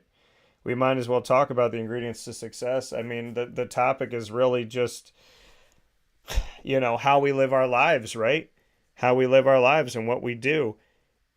These conversations that we're having today are beautiful and they're meaningful, and I mean, we went to places today that I can't begin to thank Christy for, and thank Tony for, and thank Pat for, because these are conversations that go beyond what you're normally hearing. You know, you're not hearing this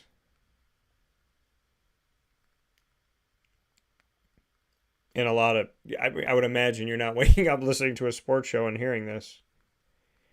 But on this one you are. And not to take away from anybody else, there's great people out there. You know, maybe the better way to say it is we do things differently here. And I'm not here to attack the media who attacks me all the time. I'm not going to pretend like I don't see what happens, but I'm not here to eye for an eye people that have no respect for me. And what do they always say? You know, McDonald's shouldn't do a commercial about Burger King, because why talk about somebody else in the field? Just talk about what you do. And, you know, and I take that to heart and I take that home. Life is not easy. Here in the Ingredients to Success, proudly presented by Avicolli, speaking on this, that life is not easy. It's not. Life is hard. You know? I mean, talking with Christy and everything she's been through. Right? And then seeing my grandma go through dementia, my other grandma go through Alzheimer's. Me having somebody that tried to kill me and not even hitting me that like any woman could try to kill a man because I'm a man, and it's not domestic violence if it's a woman against a man, because we're taught in society that, you know, men can't ever be the victim of anything. And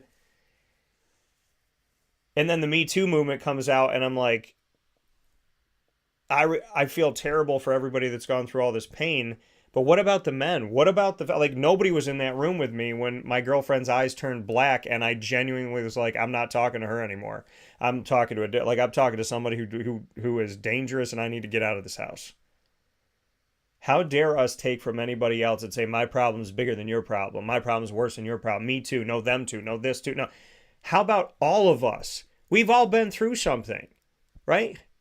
Christy's story and my story are different. But we both have been through situations where somebody tried to end our life, and we had to be in that moment saying no. Tony and Christy had both been through drug abuse, and they had to come to a point where they said, I'm not going to keep doing this. I went through, where am I going to live and what's my next step in my job? And Pat did the same thing. So when we come to you here this morning, when we have these conversations, They're real. They're genuine. Because we're real. We're genuine.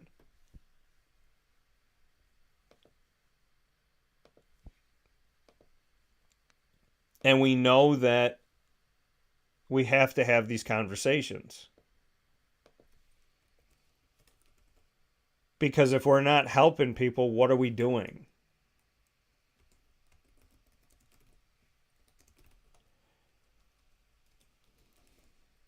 What are we doing?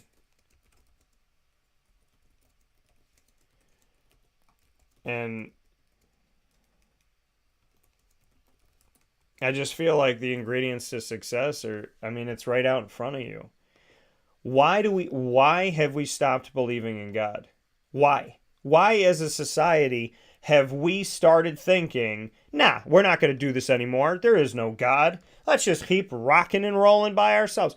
Where in the world did we think that this was a good idea? Look at society. Look at society. I tell people this all the time. Believe in God, don't believe in God. Look at society. Look at society today. Look at it. It sucks. It sucks. And what's the one thing we consistently have done the last few years as society has started to suck? We took God out of things. Take God out of schools. Take God out of this. Take God out of that. If someone believes in God, let's put a scarlet letter on their chest and tell everybody that they're crazy. And what has that done?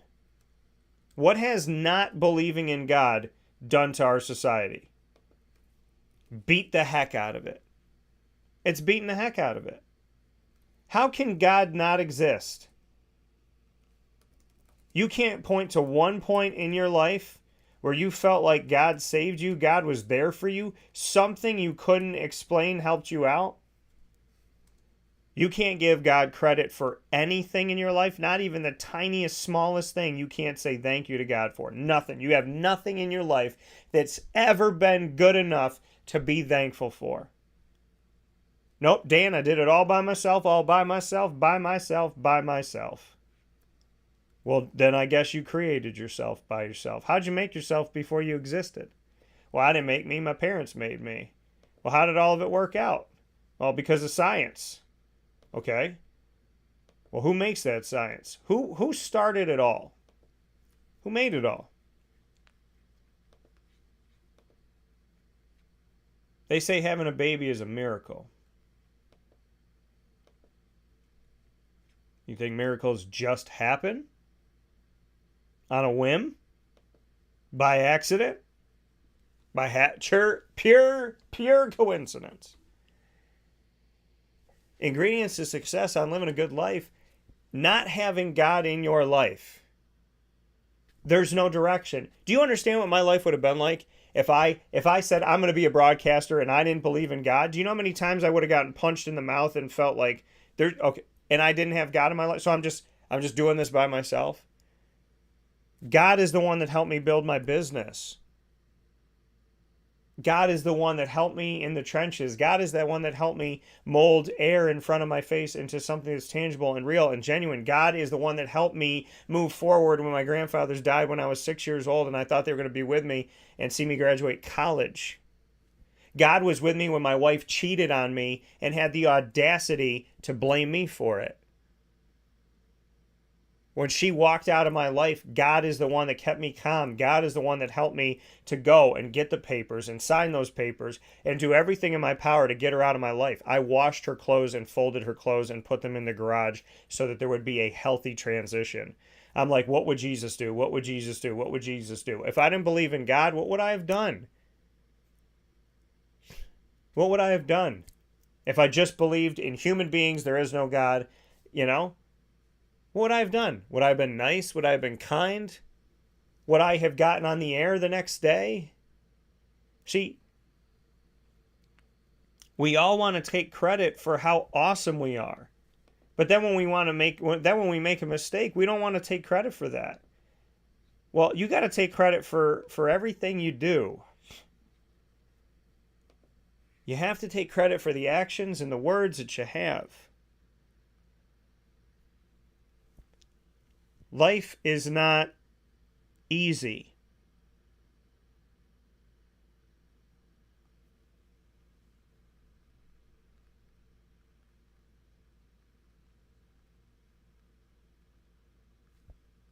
Life is not easy. It's not. But it's worth it. And to me, it's just simple. To me, it is not complicated. People are complicated. Life is believe in God, be a good person, chase your dreams, and believe in yourself. That's what it is. You put in the hard work. You're not going to achieve your dreams if you believe in God, you have faith, and you do nothing. You're not going to achieve your dreams if you don't believe, like, even at the heart of your heart. Well, Dan, I'm a Fortune 500, and I don't believe in God. Dan, I did this on Wall Street, and I don't believe in. Listen, I don't think any empire lasts forever that doesn't believe in God. I don't believe that. Or maybe it lasts forever on earth, but it doesn't last in heaven. I don't believe that without God as an ingredient to success, that you're truly going to be successful. Look at the people that are successful, right? That make a ton of money, travel the world, everybody knows their name. And how many of those people have committed suicide?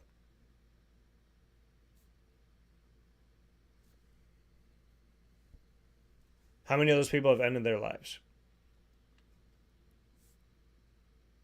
We all have moments, and God got me through the black holes and the dark moments and the times where I felt powerless and the times where I felt like I couldn't get anywhere. God is not a crutch. God is not a fake thing that I believe in to get through life. Somebody said that to me one day, and it was the saddest thing, and it also made me really, really hurt. When she said to me, you have to believe in God like a lot of people because God is your crutch. You could never handle life without God. You could not wake up in the morning and go through life without believing that there's somebody there. So you made this guy up just so you can deal with life. And that hurt me because I realized she's not the only one that believes that.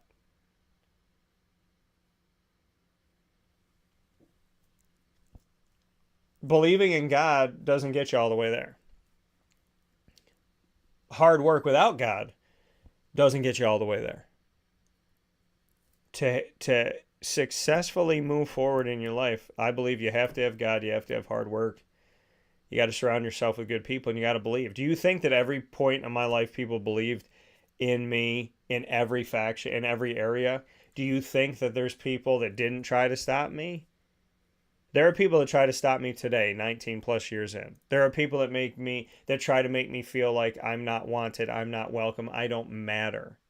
There are some sick, sad, negative people in this world that enjoy if they saw me cry, enjoy if they saw me give up on something. They want me to know that they don't like me.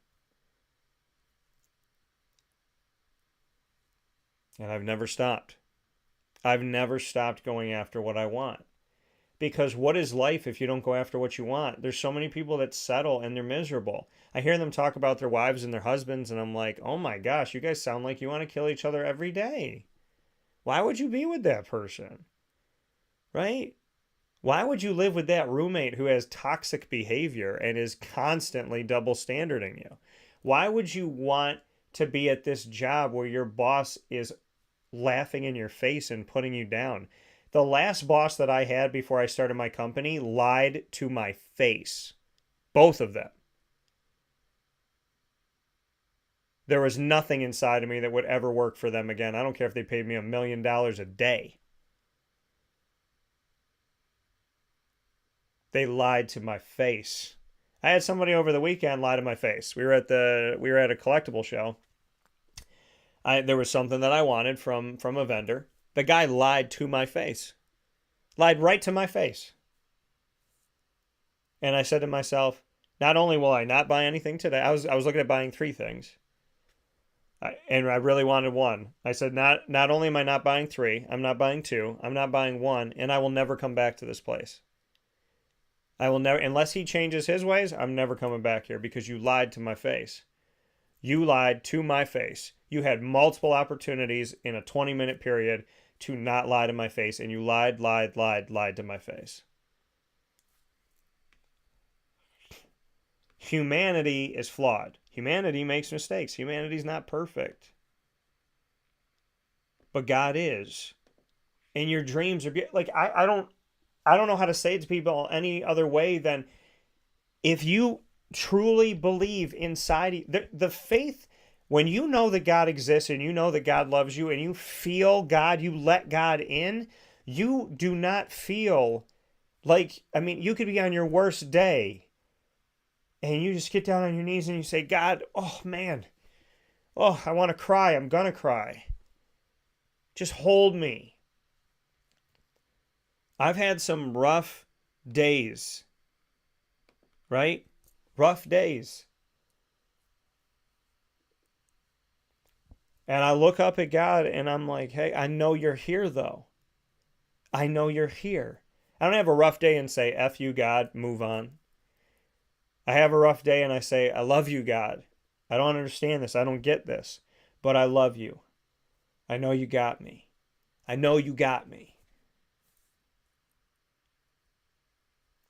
See, my ingredients to success to life are simple. God, working hard, being a big kid, loving what you do. If you want it, go get it. Your mind can be a battlefield or it can be a valley full of beautiful animals and rainbows and trees and just life. Your mind is your choice. Your mind is your choice. Don't let anybody feel like you don't matter, you can't be there. These movements going on, and I'm like, I'm a man who somebody tried to kill me, and I couldn't join women and say this is wrong. Why not? Johnny Depp freed that for me. Well, God freed that for me, and then Johnny Depp here on earth, when he fought, I felt like he was fighting for me. Because, you know, you have a woman abuse you and you're a man in America, and people are like, whatever, you could take it, you're a man. Oh, somebody tried to kill you, oh, big whoop, you're a dude. You know, my ex-wife cheated on me. What'd she say to my mom? Well, he leaves me home alone. What am I supposed to do? That's the only thing you can do when you're home by yourself? And why? And I didn't leave her home alone to go drink at the bar. I was working. My leave her home alone was doing my job. I would go to a game for 2 hours, 3 hours, and come home. So in the 3 hours that I'm in a game doing my job, the only thing you could think to do was to have sex with another man. That makes sense, but it doesn't. So, because I'm being facetious about that, of course it doesn't make sense. See, the ingredients to success of life are simple. Surround yourself with good people, believe in God, fight for your dreams, and believe in them. There was never a time that I didn't believe I could be a broadcaster. I was offended when people thought that I couldn't be. How dare somebody tell me that I can't do what I want to do because I'm going to do it? And you have to get to that point. You have to get to that point where you know inside of your heart, I'm not dating anybody right now, but I can feel her. I can feel him. I know that they're coming. I know they're going to be here. I know that I'm going to be able to be a dad someday. I know that I'm going to be able to marry someone that I'm going to write every song about how beautiful her love is, and she is just going to hold me, and it's going to feel great. I know that. I know that I'm going to do this in broadcasting. I know that we're going to raise the bar here. I know I'm going to make time for this. I know I'm going to get more sleep. I know. You are what you say you are. You are what you say you are. What you say, what you speak, what you put out there, what you think about. That's what you become, for better or worse. I know both sides of that. Christy knows both sides of that. Pat knows both sides of that. Tony knows both sides of that. You are who you think you are. You will become what you spend your time on and who you spend your time around. So if you want ingredients to a successful life, keep God first, have dreams, believe in them, and fight for them. Life is a blessing. Life is a gift. Every time you wake up in the morning, it is a beautiful and wonderful and precious rarity. Dan, how's it a rarity? There's billions of people on this planet. Yeah, and there's billions of people who aren't. There's millions of children that have been aborted, if not billions. There's people that died from COVID. There's people that died from AIDS. There's people that died from wars. There's people that died from famine. There's people that died from being in a third world country. There's people that died from malaria. There's people that died from violence in communities. There's babies that died from women drinking and smoking and not taking care of themselves. There are so many lives that aren't here. To be alive is a blessing. To be here is a blessing. Because my mom could have given up on me. Right? What if I had a dad that pushed my mom down the stairs? What if I had a mom that smoked and drank? What if I had a mom that said, I don't want to have a baby right now. Get rid of this baby. I don't have time for this baby. I'm a working woman. My mom was fully in her job. She could have been like, abort this baby. I don't want it. Every single person that's alive right now has a purpose. And it's a blessing. And it's a good thing. It's a blessing to be alive. It is a blessing to be alive. And people measure success. How many wins did you get? How much money did you make? How many listeners do you have? How about this? How many lives have you affected in a positive way? How many people have you helped? How many good friends do you have that you believe would be there for you in a pinch when you need them? How many people are willing to drive up to just spend time with you? Fly up to see you? Measure your life in the love that you give. Measure your life in the things that you chase and believe and try for that are positive and good. Everyone should follow their dreams. Everyone should chase their dreams. Everybody should. People would be happier. And you'll find out really quick if you love it or if you think you love it.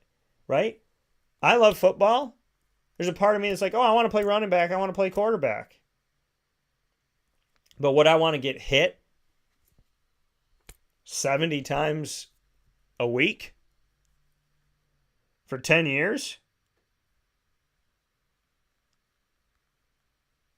No. No. So, it's something to think about, right? Tony was okay with that. There's people that are like, I don't want to get up and do a show 5 days a week. What am I going to talk about? What am I going to do? I don't want to get out in front of people. I'm nervous. I don't like public speaking. I'm not going to get in a ring. I don't want to get punched in the face. I'm not going to own a restaurant. I don't want somebody to write a bad review about me. That'll kill me. We all have reasons to run and be afraid. But the reason why I'm sitting here today in this moment is because God is real. God loves me. God never gave up on me, no matter how many times I wanted to give up on myself. God never let me quit. God gave me a beautiful spirit and a big imagination, and He put talent in my body, and He gave me the opportunity. God gave me everything that I have, and I realized what I liked, and I fought for it. And I sit here every single day, and I think to myself, I've barely scratched the surface. I got to push myself. There's so many more things I want to do. There's so many more things I want to achieve. I want to make a Spider-Man film.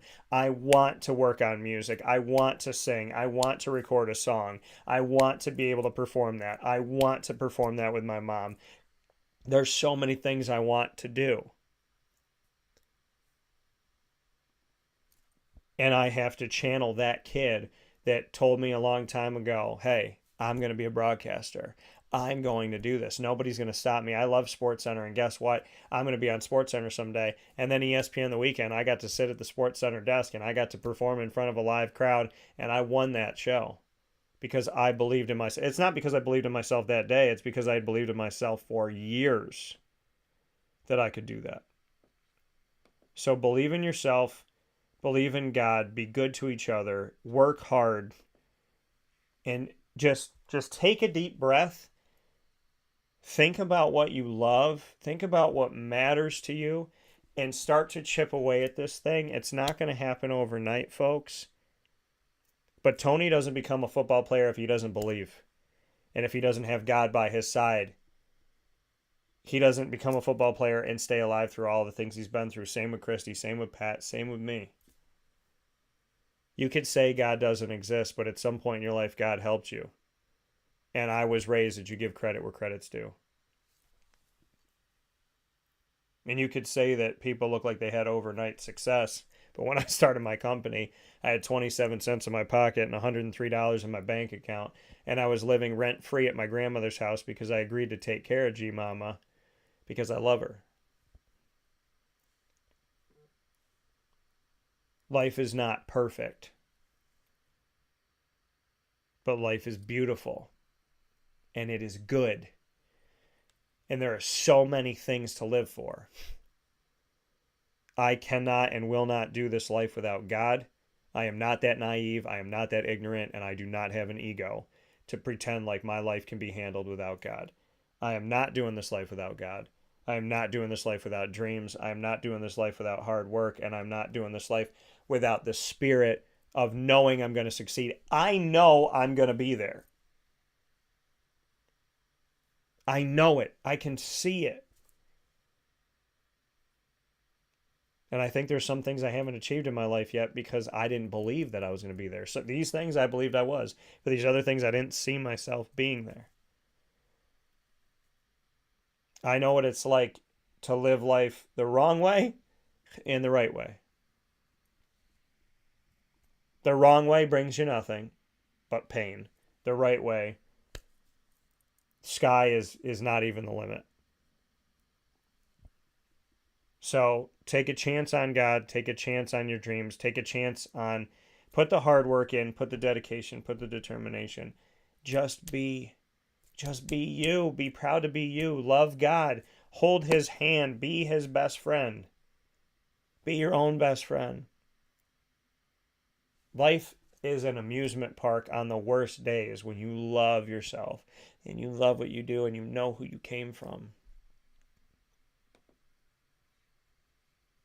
I promise you, your life is going to feel so much sweeter when you chase after your dreams. You put God first and you believe. You believe in yourself and you know that there's always somebody looking out for you. I don't know how to make it any simpler than chase your dreams, love yourself, believe in God, and have fun. Have faith. Have faith. When people say, why do you do what you do? Because the little kid inside of me, whatever he wants, because he's always there. Whatever he wants, that's what I'm going to go after. Because he's been right every time. So live your life to the best of your ability. Be a good person. Try your hardest. And don't ever give up. Just like the Jets last night. Aaron Rodgers. Hype. Injury. Almost the entire game, Zach Wilson. The defense, fumble recovery. 3 interceptions for Jordan Whitehead, safety. Garrett Wilson, catch of the year so far. Might be the catch of the year at the end of the season. We're only 1 week in. One of the greatest catches I've ever seen in my life. The wherewithal and the hand-eye coordination and the belief that he was going to catch the ball no matter what. The faith he had in that. Greg Zuerlein, boot it through. Xavier Gibson, you can't make the team. You're a nobody. You're the 5th string wide receiver. You're the 7th string wide receiver. Who the heck do you think you are? Made the game. Made the team. Not only made the team, but how the heck are you going to cut this guy now? He just got you your first win against the Bills on 9/11 on an overtime play on a punt return at the end of the game. A walk-off homer in the baseball world. Believe in yourself. Trust in God. Trust in God when it's hard to. Have faith. Work hard. Enjoy the process. Have dreams and believe in God. And then work hard at them. That's how we do it. That's how I've done it. Sounds easy. It's really hard. But it's so worth it. I wake up every single day and never once have I gone, wow, my life sucks. This is stupid. I've complained about stuff I shouldn't have. But I never truly thought, wow, my life is horrible. There were things that I thought were horrible. but my life is beautiful. And I apologize to God for any moment I've ever insinuated that my life was horrible and my life was bad. I can't thank God enough for the life I have. We'll take our final step aside. We'll be back after this. Hi, this is Amy from Mother's Cupboard, home of the whole frittata. We are open daily 6 a.m. to 1:30 p.m. For takeout orders, call 315-432-0942 and tune in to Wake Up Call with Dan Tortora for our monthly food challenge and try our Wake Up Call signature menu item available 7 days a week. Here at Mother's Cupboard, we are Central New York, and it's our honor to serve you. Ma and Pa's Kettle Corn and Popcorn Factory remind us that every day is worth celebrating. Find them at 201 Old 7th North Street in Liverpool, New York, open Monday through Saturday in-store and all the time online at maandpaspopcorn.com. Serving our Central New York community and beyond, you can order all throughout the country at maandpaspopcorn.com. And remember to get your tins, which have in-store half-price refills forever. Ma and Pa's Kettle Corn and Popcorn Factory, available to you for fundraising and all of your events by calling 315-450-6272. That's 315-450-6272. Ma and Pa's Kettle Corn and Popcorn Factory. How corny are you? This is Jimmer Sikowski, owner-operator of Chick-fil-A Cicero, 7916 Brewerton Road in Cicero, right in front of the Home Depot. I had a deep feeling that God wanted me to do something bigger with my life and to help people, help others. He kept putting Chick-fil-A in my life, and I realized as I was going through the franchise selection process that positively impacting the lives of others was really core to what we do here at Chick-fil-A. First of all, it starts with the food. The food is brought in fresh daily. We bring in local produce. We prepare to order in the kitchen. We hand bread our chicken. We hand spin our milkshakes. It's great food. It doesn't taste like fast food. I think the second thing is the way people feel when they come in a Chick-fil-A restaurant. It's different. We try to treat people with intentional kindness here, which is very different and deeper than good customer service. And so I think it feels remarkable for most people to come in a Chick-fil-A restaurant. And then lastly, the impact that we try to have in the community is very different. It's a big part of the expectation of every operator of a Chick-fil-A restaurant is that they're actively engaged in their community, they're a leader in the community, and they're making a difference. When they realize that what we're striving to do is to shine a little light in their life, that's a very, very different experience than you will have in any other quick service restaurant. And it's that remarkable experience that I think people will emotionally connect with.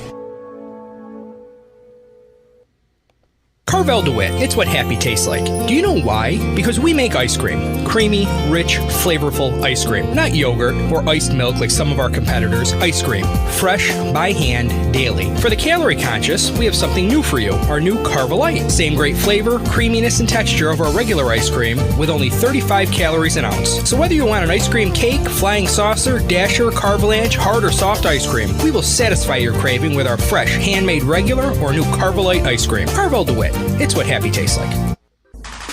The Wildcat Sports Pub in Camillus, New York is located on 3680 Milton Avenue in the Home Depot Plaza. It is your family-friendly sports bar and restaurant. Folks, some sports bars aren't family-friendly. Some family-friendly restaurants are not sports bars. The Wildcat Sports Pub in Camillus, New York is proud to be both. It is that marriage that you've been looking for years. The Wildcat Sports Pub is your home base for your sports bar and restaurant needs, games for the kids, indoor and outdoor activities, and enough things on the menu to come back every single week and get to try something new. They're open Sundays from noon to 8 p.m., Monday through Wednesday, 11 a.m. to 11 p.m., and Thursday through Saturday from 11 a.m. to midnight. For reservations and party information, call 315-487-2222 for the Wildcat family-friendly sports pub and restaurant.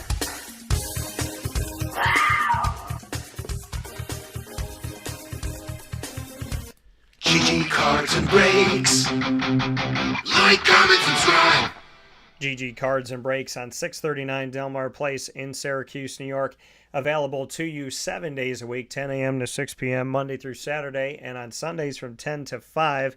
GG Cards and Breaks is the place for the sports card hobby. If you're just getting into it, or if you've been in it for many years, or if you're getting back into something that you loved as a kid, the perfect place for you to go to, in my opinion, is GG Cards and Breaks for singles as well as graded cards, aka slabs, as well as the packs and boxes that they have. They're constantly getting in inventory. You can go in on a Monday, have something totally different on a Tuesday, depending on what they pull from packs and put in to their cases, as well as everything that comes into the store. They're the only place that I know that has something that I loved from being a kid. They have Major League Baseball, NFL, and NBA teams galore. Every single one of those teams you can sift through. So no matter who you're a fan of, you could be here in Central New York.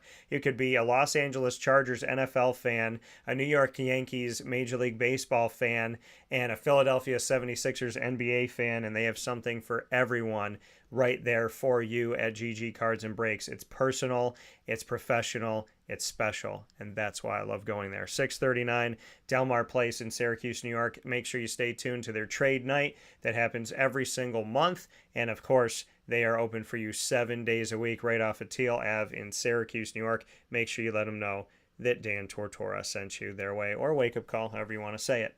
With that being said, I want to thank you for tuning into the show today. I want to be clear to everybody that I totally understand that each of us all have our circumstances and things that go on in our life.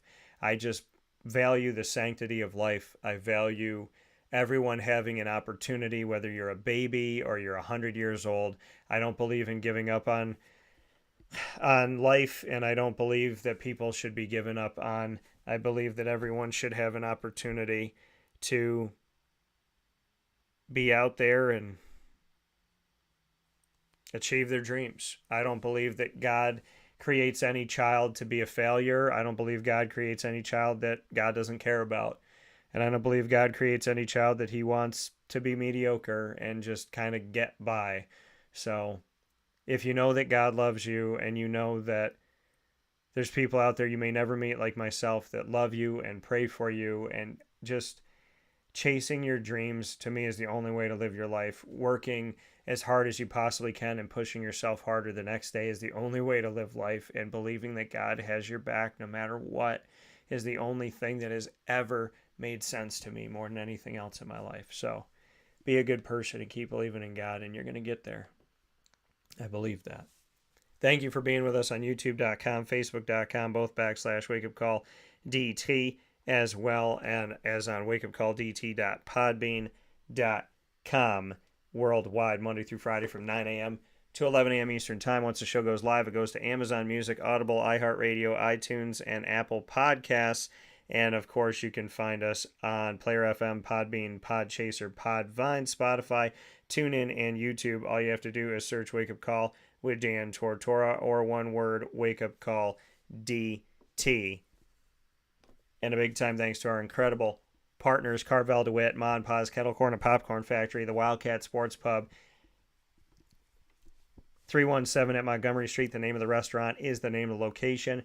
PB&J's Lunchbox, Great Lakes Honda City, Pizza Man, Mother's Cupboard, Canine Camp Dog Daycare, Chick-fil-A Cicero and Chick-fil-A Clay, Canine Campground Dog Boarding, Avicolli's, GG Cards and Breaks, and of course we are the exclusive multimedia marketing partner of your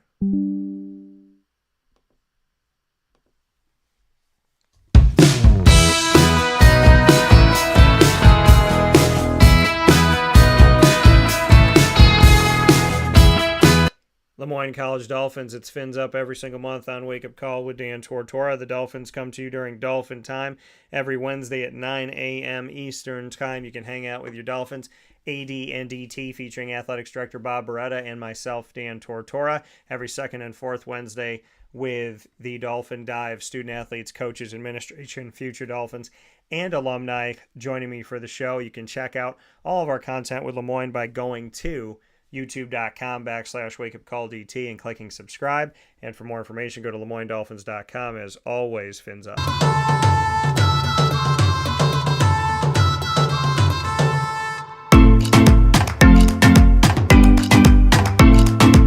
The Bryan and Stratton College Bobcats of Syracuse are exclusive multimedia marketing partners with Wake Up Call with Dan Tortora. The Bobcat Buzz comes to you every single week, every single month, I should say, here on Wake Up Call with Dan Tortora, where sports meets life every month throughout the year. Student athletes, coaches, administration, and we just started the men's and women's soccer seasons, and very excited for the opportunity we've already had with the men's soccer team and what's coming up with the women's soccer team as well, who just got their first victory of the season in their first game on the road in a dominant victory, 3-0 over Hilbert College yesterday. So big shout out to Alex Grigorita and the entire squad out there, and God bless to both teams as they continue forward. Find all of our Bobcat Buzz on youtube.com/wakeupcalldt. Make sure you click subscribe, and for more information go to syracuse.bscbobcats.com. Go Bobcats.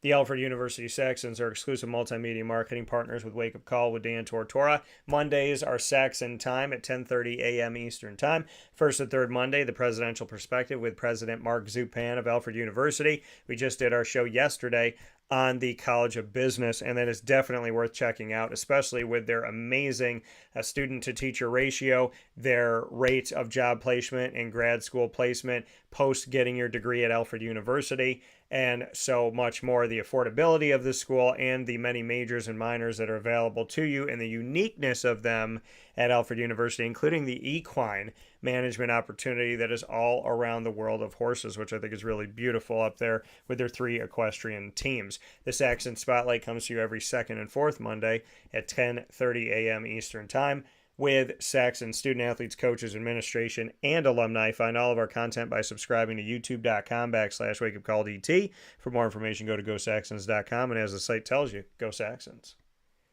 With that being said, here on Wake Up Call, I want to thank my fantastic guest for Christy's Corner, Christy Salters-Martin, International Boxing Hall of Famer and author of her book that is out there and available to you, as well as Pat Orr, boxing photographer and owner of PB&J's Lunchbox, the exclusive partner of the Christy's Corner segment.